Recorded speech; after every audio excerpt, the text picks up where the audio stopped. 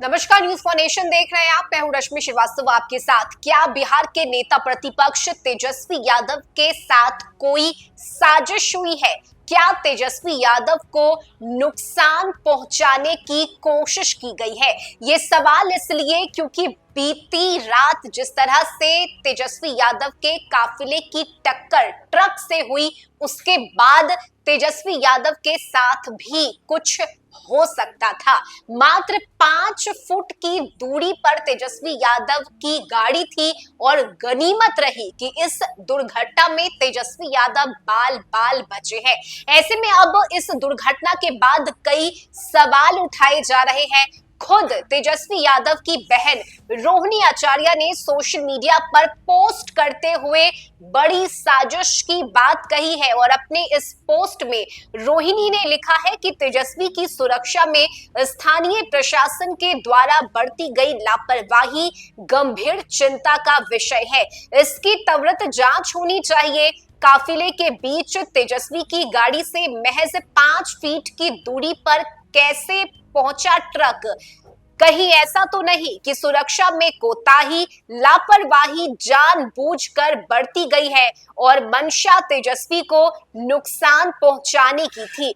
ऐसा पहली दफा नहीं हुआ है। पूर्व में भी ऐसी घटना तेजस्वी के काफिले के साथ हो चुकी है। और देखिए, ये बड़ी बात रोहिणी आचार्य की तरफ से कही गई है, जिसमें उन्होंने जानबूझकर इस दुर्घटना को अंजाम दिए जाने का जिक्र किया है। आपको बताएं कि बीती रात तेजस्वी यादव मधेपुरा से वापस पटना लौट रहे थे और इसी क्रम में रात करीब 1:30 बजे तेजस्वी यादव के काफिले की टक्कर एक ट्रक से हो जाती है।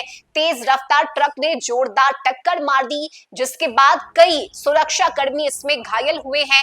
कई पुलिसकर्मी भी इसमें घायल हुए हैं। दारोगा के घायल होने की बात सामने आई है और जब मीडिया ने इस पर तेजस्वी यादव से बातचीत की तो उन्होंने खुद बताया कि मात्र 5 फुट की दूरी पर वे बच गए, नहीं तो कोई बड़ी दुर्घटना हो सकती थी। और यही वजह है कि अब रोहिणी आचार्य ने सोशल मीडिया पर कई सवाल उठाए हैं। जानबूझकर लापरवाही करने की बात उन्होंने कही है और साथ ही ये भी कहा है कि कहीं ये सब कुछ साजिश के तहत तो नहीं हुआ है, कहीं जानबूझकर तेजस्वी को नुकसान पहुंचाने की मंशा से क्या इस घटना को अंजाम दिया गया है। और यही वजह है कि अब इसके जांच की बात कही जा रही है, मांग की जा रही है कि आखिर ये इतनी बड़ी लापरवाही कैसे हुई है। और जिस तरह की तस्वीरें सामने आई है, तेजस्वी यादव ने इस दुर्घटना के बाद सभी घायलों से अस्पताल में जाकर अब मुलाकात की और साथ ही उन्होंने बताया कि आखिर कैसे ये दुर्घटना घटी है।